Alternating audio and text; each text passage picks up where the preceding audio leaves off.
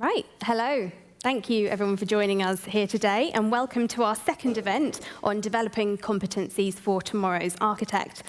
I'm Rebecca Roberts-Hughes and I'm the Director of Policy and Communications at ARB, and in a moment I'll introduce our excellent panel for this evening's discussion. This event is an opportunity for us to discuss our proposals for modernising initial education and training and to hear views from the profession. Whilst this isn't formal research, we will be making a note of what people tell us here today and taking account of the feedback and using it to inform our future plans. So we won't be recording individual comments, but we will be listening to what you have to say. A key part of our engagement around this process is the survey that's currently live on our website. That's going to close on the 10th of January 2022, so we'd really encourage everybody watching and listening today to complete that survey and share your views on our proposals. So this event's taking place both live here in London and it's also being streamed online, so thank you for joining us. We will be taking photos to share on social media and we will be recording this and putting it online afterwards. You can ask a question during the panel discussion if you're here in the room by raising your hand, or if you're online, you can submit something through the Slido poll, and the Slido details are on the screen for you now. So I'll introduce our speakers. First of all, we've got Hugh Simpson, who is a professional regulation expert. In 2005, he joined the General Medical Council to lead their public affairs and engagement activities in the UK and Europe, dealing with diverse and complex issues such as the reform of medical regulation following the Shipman Inquiry and European recognition of professional qualifications. In 2010, he joined the newly formed regulatory body for the pharmacy, the General Pharmaceutical Council, where as strategy director he had a wide brief, including responsibility for pharmacy education and training, data and insight, and regulatory policy and standards. He joined ARB as our chief executive and registrar in January of this year. Next up, we'll have Dr. Terry Okoro, who is the founder and director of architecture practice TOCA and an ARB board member and REBA fellow. An inclusion champion, she's an expert advisor for Historic England, a Construction Industry Council Diversity and Inclusion panel member, and a Design Council expert. Terry writes and speaks extensively on inclusive leadership and practice in design and project delivery, and she's also a chartered project professional and APM fellow. And then we'll be hearing from Dr. Neil Chasor, who is Head of School and Chief Executive Officer at the London School of Architecture, an independent architecture school based in East London, which has innovated new forms of architectural pedagogy through its Masters in Designing Architecture. Neil is passionate about diversifying architectural education, heritage and practice. An architectural historian by training, his research and writing has primarily focused on architectural culture in imperial Britain in the first half of the 20th century, including histories of professionalism and practice, and this critical perspective has informed his own pedagogy and practice. He's also the trustee of the Architectural Heritage Fund and the 20th Century Society. Well, thank you to all of our speakers tonight. It's going to be a really interesting discussion. And before we start, we're going to just take a look at one of our Slido polls that those of you who are here in the room or at home can complete online. So the first question should be up there live now, and you can find it online using the hashtag #EthicalArb. So take a look at that. Please do let us know what you think by clicking on the appropriate answer. And in the meantime, we're going to pass over to Hugh to hear from him. Thank you very much, Rebecca, and thanks to all of you who are either in the room or joining online. We're all here today in some shape or form because we're passionate about the built environment or passionate about architecture. And as a regulatory body, we have a particular interest in one of the most important bits of it, which is education. As a regulator, we have really around four main functions. One is to look at how people come onto a register. We control the register of anyone within a profession, and architects. We look at standards to remain on that register, and there are a very few number of architects, but some who will come across our disciplinary processes. But I think it's undoubtedly true to say that no matter what profession you're in, the educational component of that is the most important and the most fundamental. And some of that sets the context for our review. And as Rebecca said in her introduction, we're looking to see how we can modernise initial education and training, and the event today is directly linked to our engagement and consultation process that closes on the 10th of January. But I joined the organisation a year ago, and what's interesting, and I think a really big and important driver for this work is that the education standards we have, known as the criteria, have been in place since 2010. And it's now 2021, so already there are 11 years since establishment, and obviously they would have taken a number of years for development. And if you were to start a course at university in architecture in September, it takes you a minimum of 7 years to go through that process. So you can see already that it's imperative for us to make sure that we're thinking about how we keep those standards and those requirements not just current, but actually considering what is needed in the future. And so if we think about some of the things that have changed since 2010, you only have to look externally, both at Grenfell, the dramatic changes we've seen around the debates on climate emergency and sustainability, looking at the changes in practice, particularly around things like the design and build models and how they've become almost ubiquitous, and what does that mean for the practice of an architect. And we've seen particularly drivers in the way in which architectural practice change through technology.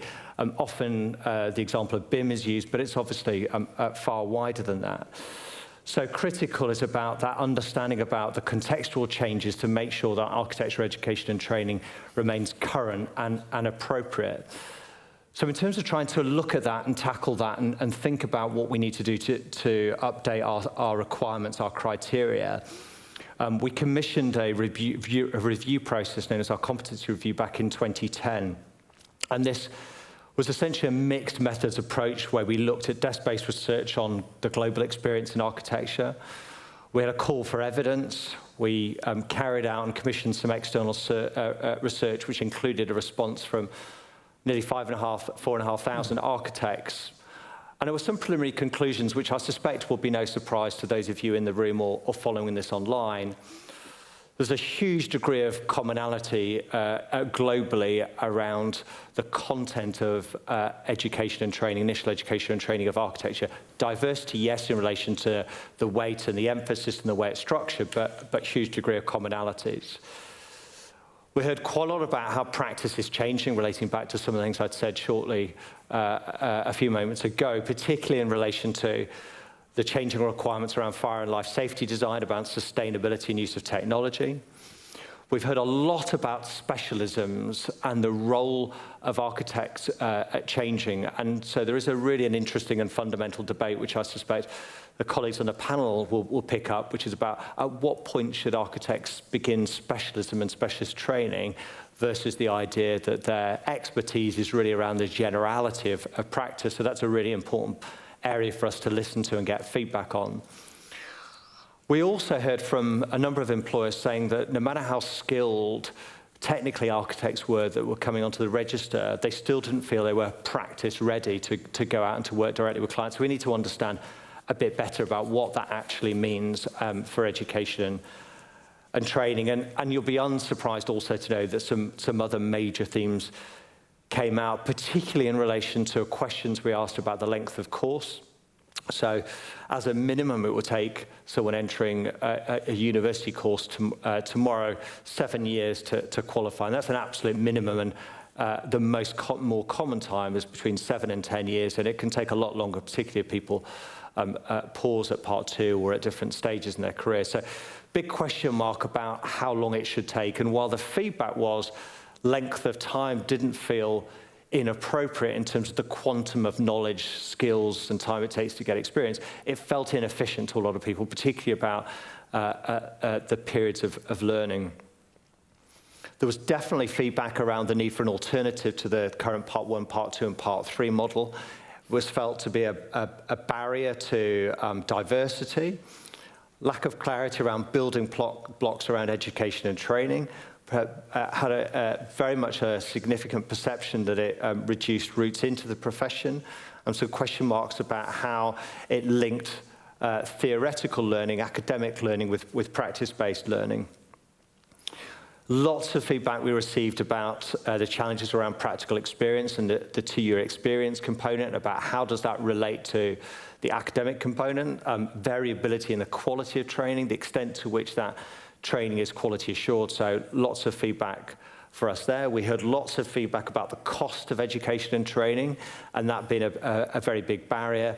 And as I say, undoubtedly one of the biggest themes that we both see in our data, but also heard from respondents, was the significant barriers to diversity within the profession that we see not only in education and training, but throughout architects' careers. So some major challenges for us there.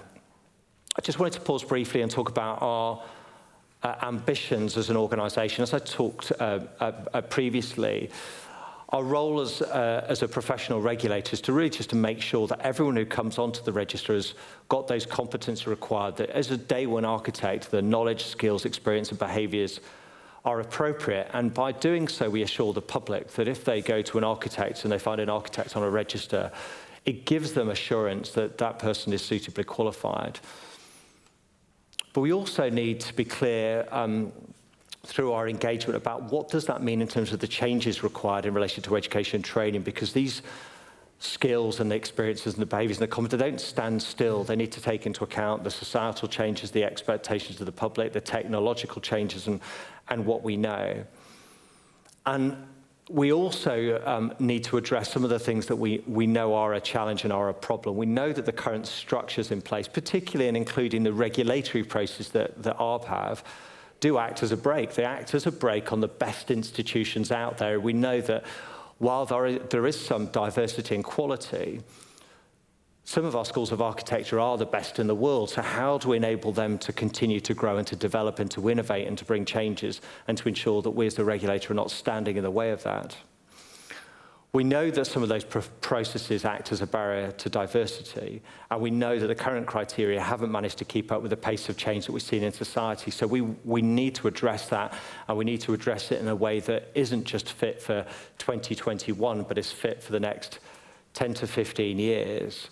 And finally, I just want to say, we know that to get this right, we need to listen not only to the people in the room, to the people online, but to the 44,000 architects who are practicing, as well as people from the built environment more broadly. If we're to get this right, we know that there is a lot that we need to change, and we've heard very powerful arguments that lots needs to change, but we need to make sure that change works for the profession and works for the public, and we'll only get that right if we listen well and we listen as part of this engagement process. Thank you, Rebecca. Great, thank you, Hugh. So before we move on to Terry, let's just take a look at the responses to our poll so far. So one of the things that we want to do at ARB is to make the profession better reflect society, because we know at the moment there are some groups that are really underrepresented on the architects register. And we asked you what would make the biggest difference in achieving that aim. And so far, the most common response has been improving working conditions and pay for all architects, which is an interesting one because it's not directly in ARB's gift and certainly not as part of this review, but it is something that we're interested in talking about. And then the second was opening up new routes to registration, which is good to see because that's part of what we're trying to do with this review. So we're going to move on to our next poll now, and we're going to ask you, in light of Hugh's presentation, how you think ethical and inclusive behaviour should be reflected within that new structure that we're proposing for education for architects, whether it should be an outcome in itself, an outcome as part of professionalism, or threaded through everything else. So do take a look at the poll, do tell us what you think, and in the meantime, I'll pass over to Terry for our keynote talk this evening. Yeah, thank you. So I've been asked to speak about professionalism and ethical behavior in initial education, but we know that that relates to outcome and practice. And I'll just put a caveat to say that my presentation today and comments are my personal thoughts, not the view of ARB. And I speak from two professions, being a chartered architect and also chartered project professional. So one of those is an established profession, nearly 2 centuries old, and the other one is just barely a decade old, being chartered. But what is important is that we in the Britain, I'll just quote Alan Kershaw, who's our chair, says that our architects are world-renowned. And that's great, but there's still more to be done, because we know it is a change in context. Change is the only constant, and we have to keep up with that change.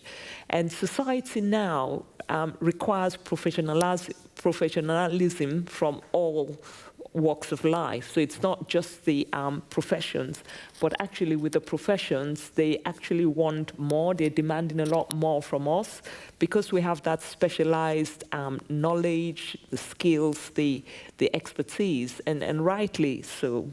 And it's not just the public, the organizations who regulate us, those who are our membership bodies, they too want us to have that professional values which the public are expecting. And we know that even from the ARB sort of polls which we're undertaking, professionalism and ethical behavior was something which was highlighted by architects ourselves.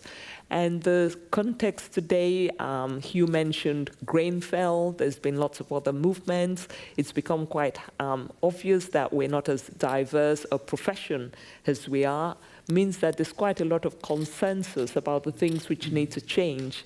It's all around the safety, both fire and well-being, but also about inclusion and around sustainability. So we're all agreed on what needs to change, but all of this is actually linked to our practice and how ethical our practice is, and whether we just go ahead and do what we need to do, or we have to wait for regulation or specific codes for us to actually do that. And really what we need to ask ourselves is that, are we putting people and the environment at the core of our practice? Because that's really quite important. What is driving what we do? That has got to be central, because that will influence the nature of the buildings and the spaces that we create, and also that will deliver in how we make our decisions, if that's at the forefront.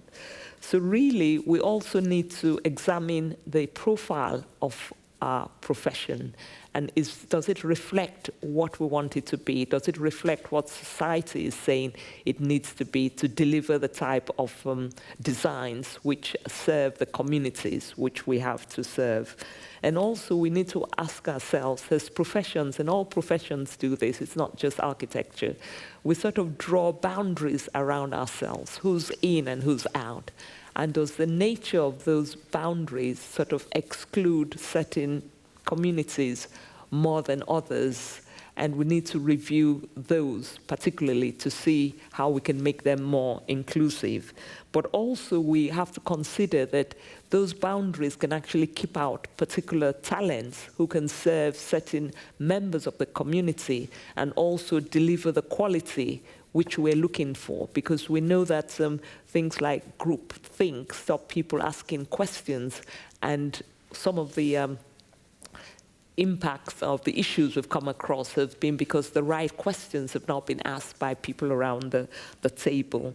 So really we need to be adequately sighted on our design, on that people element, if we want to demonstrate integrity to the community that expects us in in a changing world. So if I can have the next slide, please. So in terms of practice, moving on to practice now, and I think I'll just reference something which I was reading just before this event, and it said that there was a publication from the APM which said that ethics begins where the rule of law ends. And that struck a chord with me, because I actually wondered, are we actually compliant with the rule of law?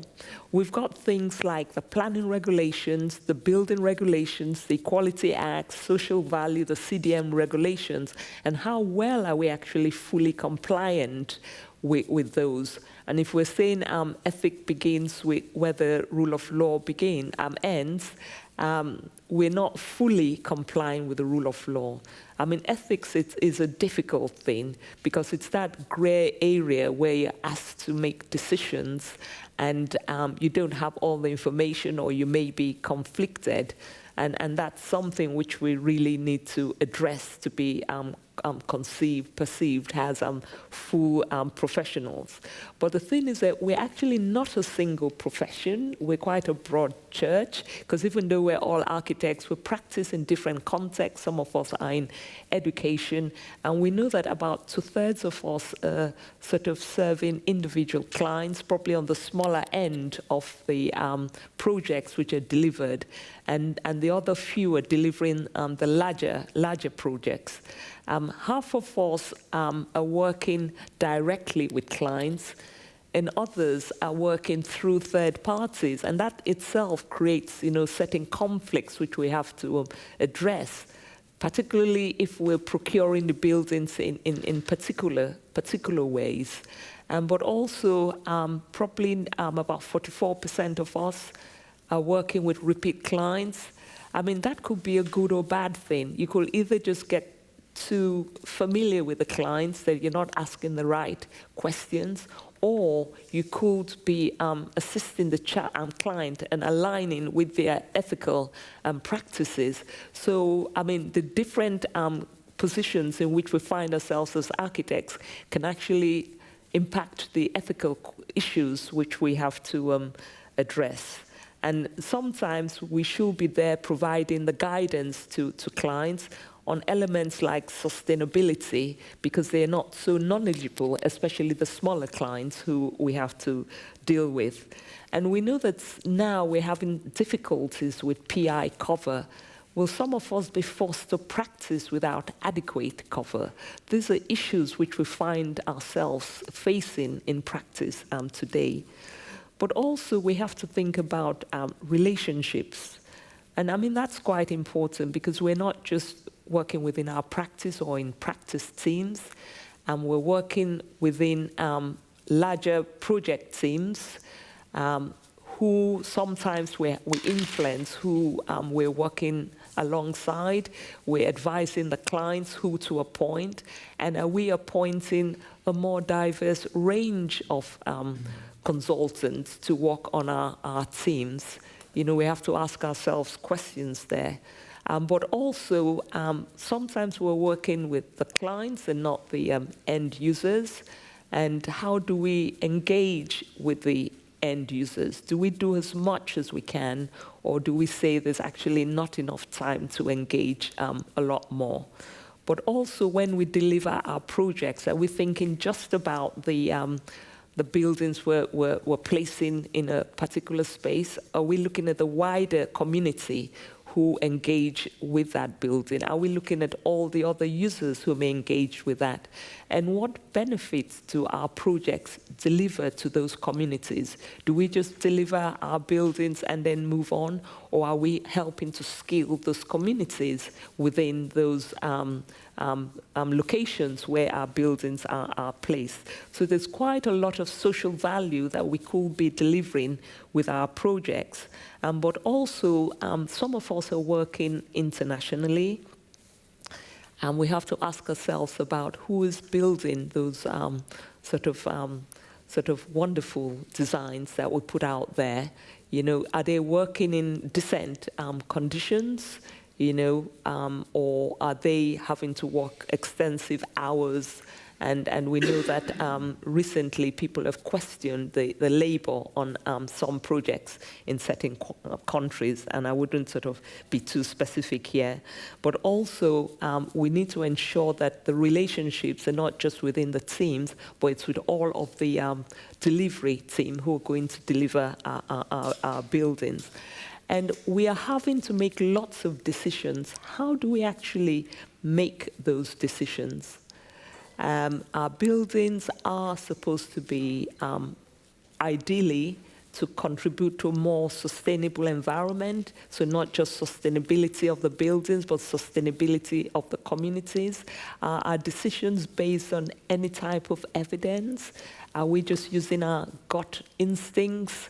Or listening to information, because we know that some of the disasters which we've had has been people taking information on face value and not really delving a bit more to check the information that we get on the fire safety of particular elements.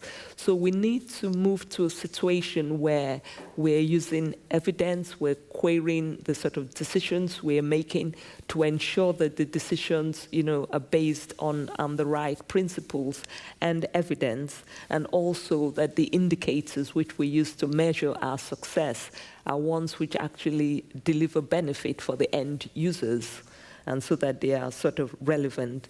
So we shouldn't be in a situation where we just have the illusion of compliance. We want to be actually delivering compliance which benefits communities, end users, and the clients as well. And so we want our practice to provide dividends, the benefits which they should help to impact the reputation which the public have about us. They should help to improve the morale of the staff and the employees within our business. But also we know that ethical companies actually deliver more profit as well. So really, education and training needs to be built on best practice. And so what type of education and training do we need to deliver this best practice? So what I'll say is that who are these sort of future architects? It's Gen Z and people even younger now. So we have to consider who they are and the sort of worlds which they'll be practicing in. And I put up the term VUCA world there, because we know that the world is changing, it's volatile, it's unpredictable, and that's, we've experienced pandemics now. We don't know what we'll be faced with. There's climate change and the impact of that. But our practice needs to consider who we're designing for. At least here in the UK, and we need to look wider as well, because we practice internationally. Our population is getting older, they're getting more diverse. Are we taking that into consideration in our designs? We need to design for their safety and well-being, and the pandemic has shown us that maybe we need to design our buildings differently. We need to design sustainably. I know everyone is on that case at the moment, so I shouldn't say too much about that. But also, we need to consider inclusivity within our designs, and we also need to have inclusive processes within our design process, but also within our organizations, which we run as businesses. We also need to have continuing learning, both for ourselves, because we also need to educate our clients, but also we probably need to consider whether we need to be specialists in certain areas. We can't be, experts in everything, so we need to consider those specialisms and how we work with others.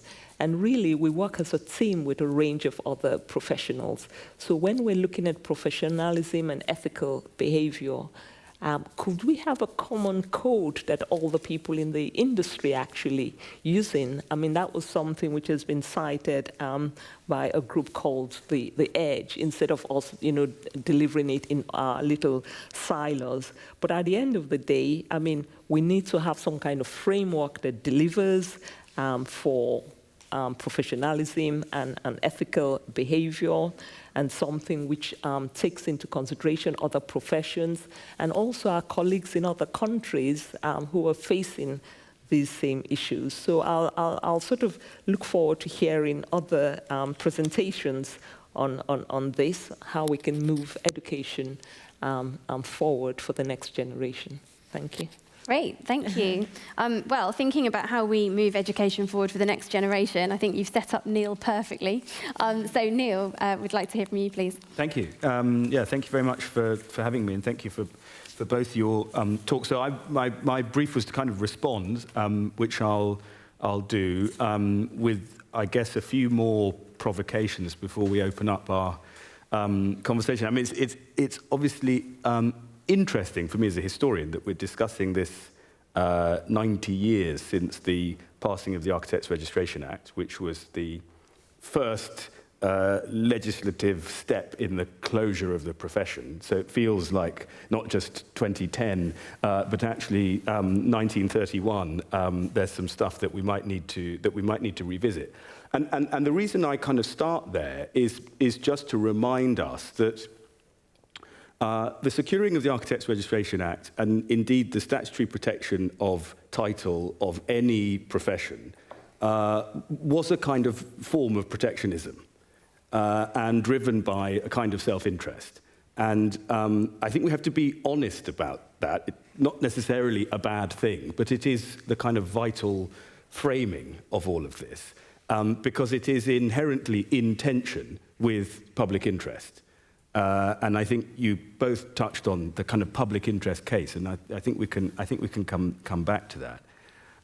And the other sort of unusual thing about architecture is that in the securing of the Architects Registration Act, the RIBA, through its lobbying efforts, essentially brought into being ARC UK, the predecessor body to ARB, and so the great existential battle of Weymouth Street began. And I think that's also important, because architecture has a kind of particularly monolithic institutional landscape, which is very different from medicine, for instance, where Hugh previously was located.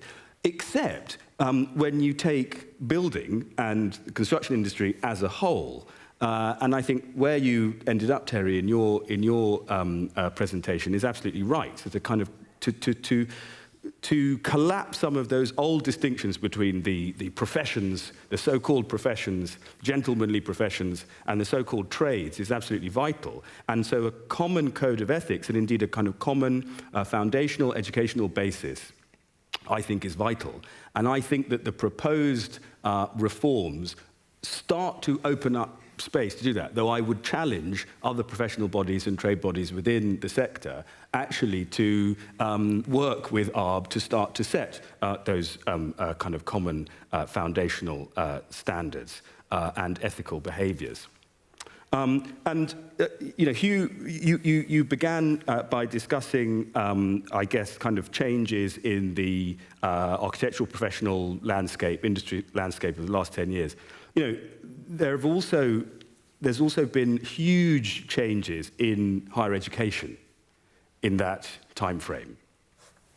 First of all, fees have gone up, and therefore for long courses like architecture, that has massive implications, in particular for those who who come from non-traditional backgrounds or any kind of socioeconomic disadvantage. At the same time, there's been a kind of revolution in edtech and what digital technology can do in learning and in teaching, and indeed how people might like to be taught and how they might like to learn.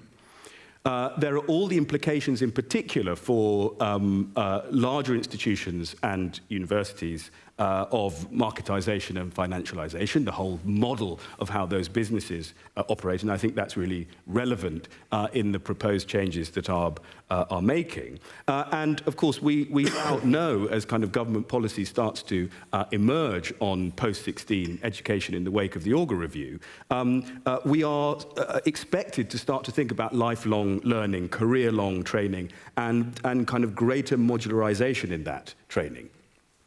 And again, I think that our proposed reforms open up the possibility of thinking about that much more creatively. I represent the LSA. I'm head of school at the LSA, which was founded by my predecessor 6 years ago, but grew out of some thinking he was doing about alternative routes for architecture, ARFA, as he called it in his editorial in the Architectural Review. And so again, this sort of rings right for us. We're about independent minds, not independent means, another of my predecessors' very good phrases. We currently only offer a part 2, but again, that's useful here because unlike many other architecture schools, our business model, to put it very bluntly, isn't built on offering the traditional tripartite system. And I think, again, that creates a bit of freedom to imagine, without the kind of vested interests of large universities and the kind of consequences of financialization, what this might look like, how education providers might function. And I think that, hand in hand with modularization and career-long learning, i.e. the kind of changes that are being made or proposed or seen through to post-qualification education, actually becomes really exciting. Because if you think about the sort of core competencies, including ethics, having people who are already on the register but having to demonstrate continuing competence, learning with 18-year-olds and indeed with 25-year-olds, I think will help to keep those issues kind of live and to challenge the kind of conventions of working, the orthodoxies of working that, you know, inevitably come when you're in the world of work. The other thing I just kind of three particular responses on the reforms and on what has been said. This issue of length. I mean, it's no surprise, I think, from what I've just said, that, you know, I don't think that the length is ideal. And I think it's interesting that that's something that colleagues in the profession feel comfortable with. Architecture, unlike most of the sort of major professions, doesn't have an accelerated route to registration. And many more professions which require much more technical knowledge, to put it quite bluntly, than Part 3 in architecture. You can do an accelerated medical conversion in 4 years. You know, you can be called to the bar within 2 or 3. And I think that there should be faster routes to registration, or a kind of registration, at least a first step of registration. The second thing I just wanted to throw into the mix is about assessment. You know, we are largely portfolio-based. Some institutions like ours have Vivas, but in terms of behaviours and ethics, I think there are lessons to learn, again, from other professions, that we can try to link more directly to outcomes, in particular in this kind of behavioural, sphere. More than that, I think that we need to develop more sophisticated, essentially PEDR infrastructure, so that learners, again, throughout their formal education and into post-qualification education, have a record through which they can demonstrate knowledge, skills, experience, and behaviours. I said it nearly as quickly as Hugh. And then the final thing, and I think that needs to be done, both with the RIBA and with the higher education sector. Otherwise, I think we're missing a trick. It needs to be an integrated bit of technology. And then the final thing is just to re-emphasize this thing about disciplines and kind of common foundational basis, which I think will actually allow greater flexibility in finding not just one specialism across your professional lifespan, but many. And again, I think higher education institutions, learning providers have a really interesting potential role to play in that. So I probably used my 5 minutes, but yeah.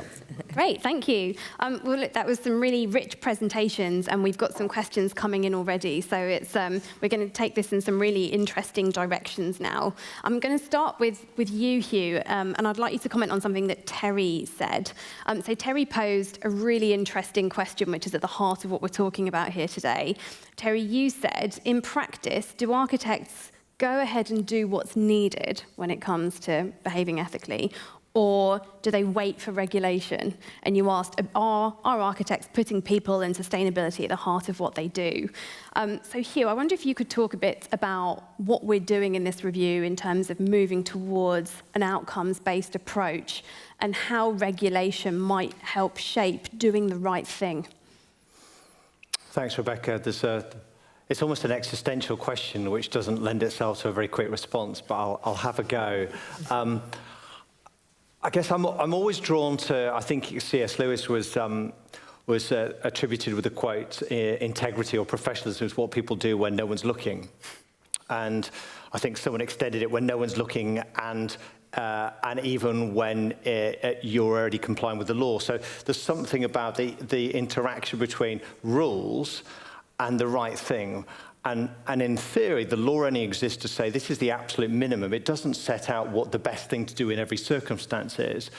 And fundamentally, outcomes stands, I suppose, opposed to a rules-based approach, because a rules-based approach kind of lets everyone off the hook. It lets the regulator off the hook because we can say, well, we don't have to worry too much because the rule's in place and they've obeyed the rule, we don't have to worry about it. And it also lets the professional off the hook because they say, well, it doesn't matter if, dare I say, people died, or it doesn't matter if the building fell down, but I complied with building regs.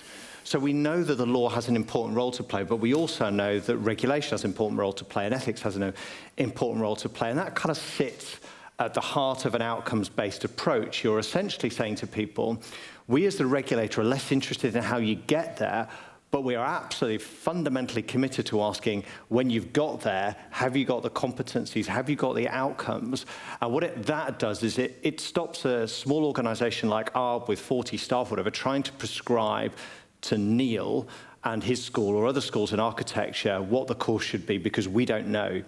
There are amazing innovators within higher education who are struggling against the financial challenges, the regulation, still doing amazing things. So what can we achieve if we unleash and enable them to do things because we say, these are the outcomes we want? Now, there are some really tricky things that Neil highlighted, particularly around funding and structures and quality assurance, what have you. But that's a conversation we need to have, and we need to work with REBA, with SCOSA, with the schools as well. So from our perspective, outcomes is about unleashing the potential and not standing in the way of schools, of students, and recognizing that even though we don't control a lot of things like funding, we have to be part of that debate and we have to help them, we have to help students get there.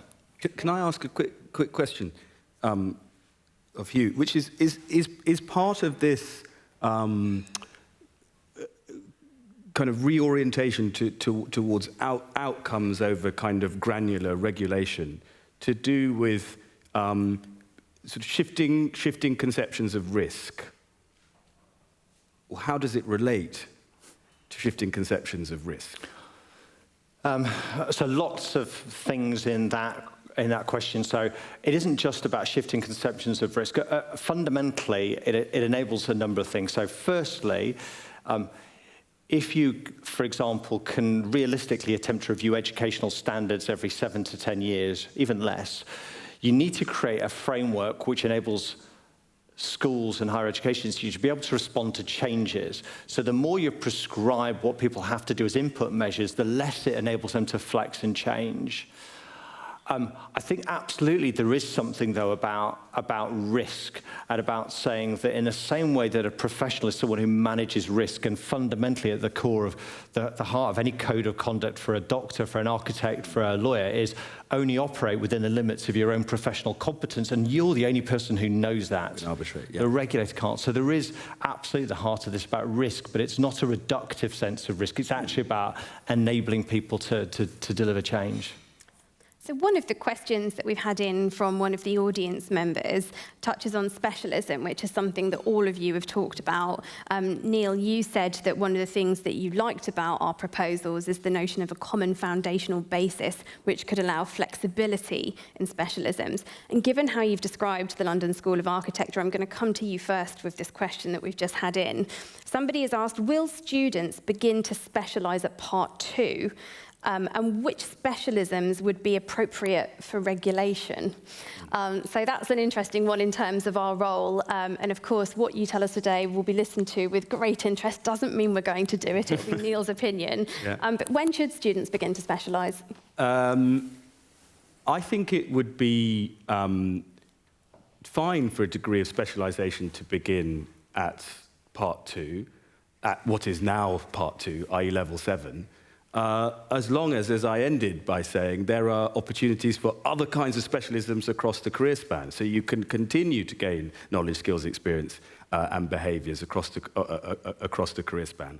To pick up sort of loosely, I guess, on something that Hugh was just saying, and to relate it to my point about the kind of monolithic institutional landscape that we have in particular in architecture, is to start from the basis of what the world actually needs, what communities need, what the country needs, and to have an institutional landscape, a regulatory framework that allows you to do that.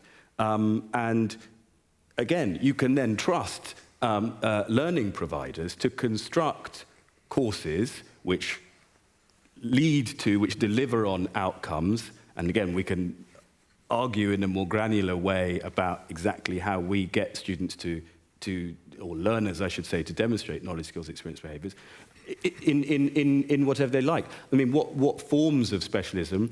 Yeah, I think you've got to go with the grain a bit. You know, if, for instance, as I've discussed with you before, the Building Safety Bill is going to define a series of roles for HRBs, that's one way to start, isn't it? There are some other obvious forms of specialisation, you know, that the RIBA already has: client advisor role, kind of conservation / really retrofit. You've got to go with what the needs are, and I think if there is then an ability to review those, to expand them, to retire some or rest some, fine. If we're going to then be teaching in a more intensely modularized, flexible way, I think that this will be really good for higher education. It will keep us on our toes, certainly, which I think, you know, for a school like the LSA, we enjoy.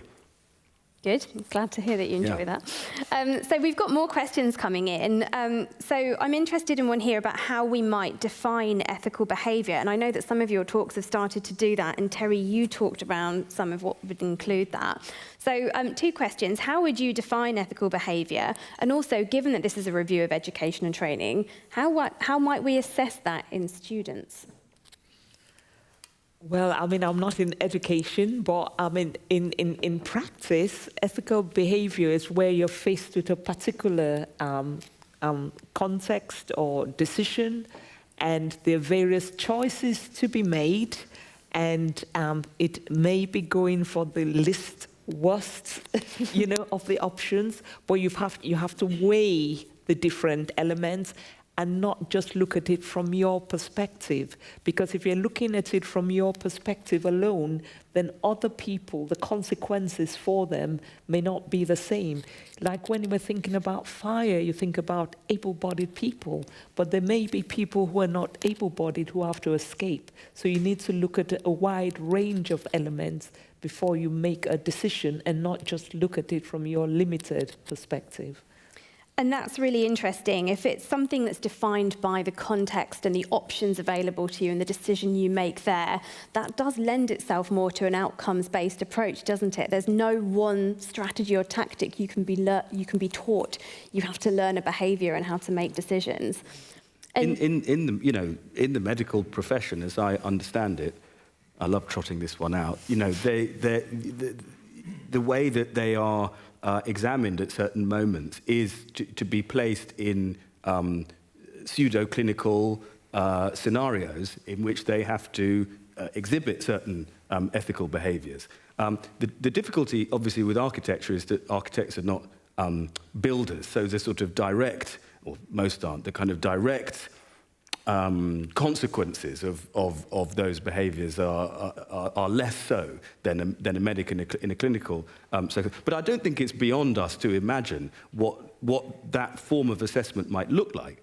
And, you know, for a school like ours, where our students' projects are very much kind of rooted in the real world and in the reality of practice, actually it would be very useful to start assessing them in that way and setting up good behaviours. I mean, we all have the cliches of the sort of badly behaved artist-architect. And in a sense, this isn't really about kind of smoothing out character and personality from people who've got it. But if it can be outcomes-oriented, I think that is perfectly possible. Yeah. And I think I'll just add that it's also linked to the culture of the context where you are. and people start to go with the crowd and what can they get away with. So we just need to have a general culture of more ethical behavior and call out behavior when it's not ethical. I think that relates to the current poll that we've got live on Slido at the moment. So we're asking who should be responsible for helping to make the profession more inclusive so that it better reflects society. And architects is the most common answer right now. So perhaps we're not looking to regulation for all of the answers. It's something the profession can do as well. There's a question that's come in that relates to this, and I'm going to come to you, Hugh, on this one. Somebody has asked, what's missing from the architect's code? So, of course, today we're talking about initial education and training, but ARB also has a code of conduct and practice that sees people throughout their career. If we do have a role, and we are the second most popular option, or rather the third, alongside schools of architecture, in helping to make this difference, what can we do? What's currently missing from the code, if anything? Oh, God, that's the immediate response is that would prejudge the outcomes of any particular consultation on the code. However... Good answer. However, I think it's fair to say that there are a number of themes which I think we would certainly be asking the profession and the public the question, should it be strengthened? So I think there is certainly room for improvement in relation to the role that we talk about in relation to equality and diversity. So understanding that we all have a responsibility. It's not just a legal requirement around the Equalities Act, but what are you doing to promote and understand issues around diversity? And in a profession that is less diverse than some which are stereotypically not very diverse, I think that's critical.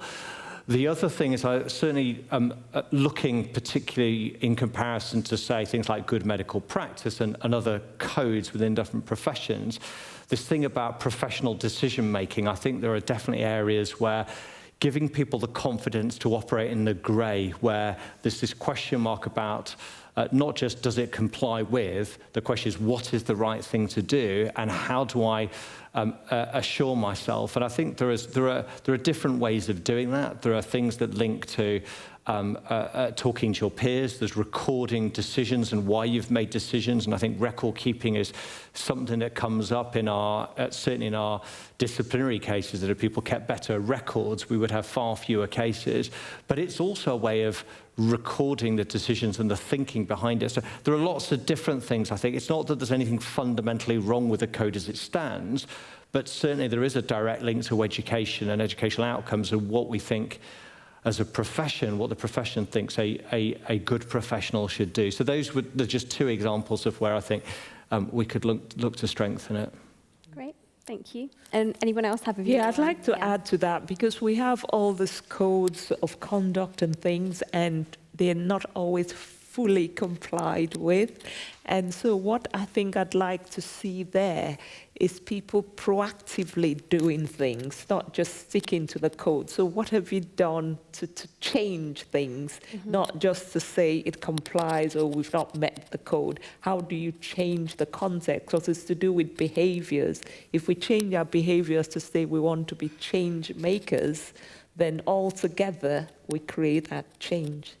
So it should be a standard from which to grow. Yes. Right. Yes, yeah. So this is an interesting one, and I'm looking now at the fact that we've got 7 minutes left of the event, and I'm looking at the most popular questions that we're having through online, because people are able to vote for the ones they want to hear an answer to. How can the regulator tighten competency requirements whilst widening participation? And that's at the heart of what we've all talked about today, isn't it? We want to maintain standards for the public and for the profession, but we also want more people to be able to enter the profession. So how can the regulator tighten competency requirements whilst widening participation? That's a loaded question. Who do you want to respond? Well, I'm tempted to go to Neil first now that he's... Well, yeah. We'll write down our answers and compare them at the end. Yeah.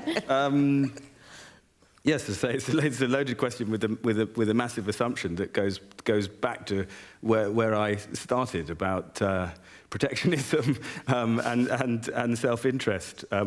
If you have robust outcomes that will be adhered to, I'm not quite sure what the worry is.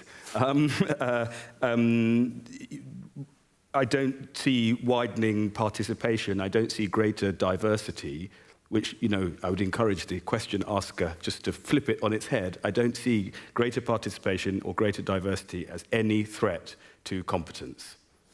You? So like a husband and wife show, because I put down wrong question on false premise. So I mean, from my perspective, it's fundamentally wrong that widening participation is seen as any way watering down competence, because actually I think the current situation is the limitations on participation and access are having a negative impact on competence as it currently stands. We know that diversity, rather than reduce competence, increases competence. It enables people to design for their communities. Yes. And if you're not part of that community, immediately it becomes more challenging and harder. So I think the question is, how do you have robust outcomes which suitably increase quality and competence across the whole of the profession? Now, obviously, sometimes that's a bit more challenging from a regulator's perspective, but I think that's a good challenge, which says if we allow people in from different routes, say maybe, as Neil has sort of intimated, who come maybe have a different undergraduate degree in a related specialism, I think as a Part 2 provider, I wouldn't be saying to Neil, this is what you have to do. I would be saying to Neil, tell me how you can assure yourselves that those people are coming from a different specialism, they're able to achieve the outcomes at the end of your Part 2 qualification. And that's where the regulator needs to be, not saying these are the different routes and this is how people get in. It's about assurance. So I absolutely think it is the wrong question on a false premise. Mm.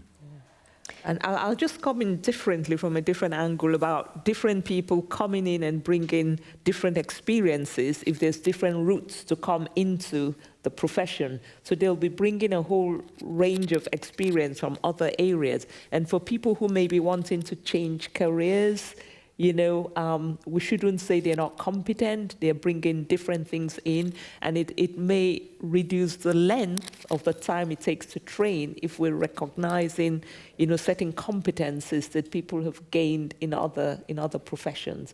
I know particularly women think the courses are too long anyway, so length, is a matter of judgment. We also, you also want people to get on and start gaining competence, not just through knowledge, but through skills and experience. Again, I mean, the LSA is a good model in the sense that it integrates practice placements with learning.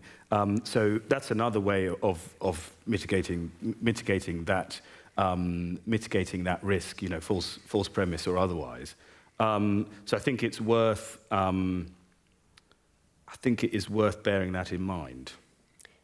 There's so many questions coming in, all of which are really interesting. But given that we've just been talking about this point of how people enter the profession and what we need from architects so that they can join the register, this is quite an interesting binary question. Would the panel support the creation of a 2-year architecture conversion course whereby people with different undergraduate degrees could become qualified? So Terry, given the comments you've just made, I'll come to you first on that one. Can you see a conversion course coming about that we could make sure that our review would enable and make possible? What would you think the benefits of that would be? There's a possibility for conversion course, but I don't know if 2 years is the relevant period. And we know that in architecture, that experience that you gain in practice is really quite important. So you'd need to be able to gain that experience. And if it's just a 2-year conversion course, it will be difficult to just, I think, to go on the register after 2 years. So yes to the conversion course, but we're not sure that 2 years is the right time limit to put on it. You were talking conversion post undergraduate, post level 6 qualification. Right, so people could have another qualification before they move on to do this. I don't know whether you could get somebody on the register, but you could get them on the way. And should there be the possibility of a conversion course in architecture? I mean, emphatically, yes. And if you have a model a little bit like the LSA, a little bit like the apprenticeship model, where people are actually working and learning on the job, so they are gaining knowledge, skills, experience, and behaviours in real time. It's not sort of front-loaded the behaviours bit to part 3 and the experience front-loaded to part 2. then yeah, we've got to imagine that we can. Again, it's partly because architecture is monolithic and is a sort of general practice, which isn't really about need necessarily or public interest. Could you provide a conversion course in order for people to do certain things within the built environment through design? Yes. Right? Do you then want them to work as principal designers on HRBs? No. And we should have a framework that is flexible enough to accommodate that sort of variety of need and of role, in my view. Great, thank you. So we've got 1 minute left, so I'm going to use that time to thank everybody who's participated. We've had loads of questions in, and I'm sorry that we couldn't get through all of them. We had some really interesting presentations to start with. So thank you, Neil, Terry and Hugh, for talking through your views on all of this. Everything that you've heard today, apart from Hugh, of course, has been independent opinion, so we're going to be taking it into account as we develop our review. But they're not the only people we're listening to. We would like you to complete our survey by the 10th of January, and you will find that on our website. It's really important that we hear from as many people as possible. This event hasn't been captioned live because we've been debating and discussing topics live, but we will be making it available online, and we will make some of those sound bites captioned so that people can watch them. And thank you everybody for coming tonight, and thank you for watching. Thank you. Thank you.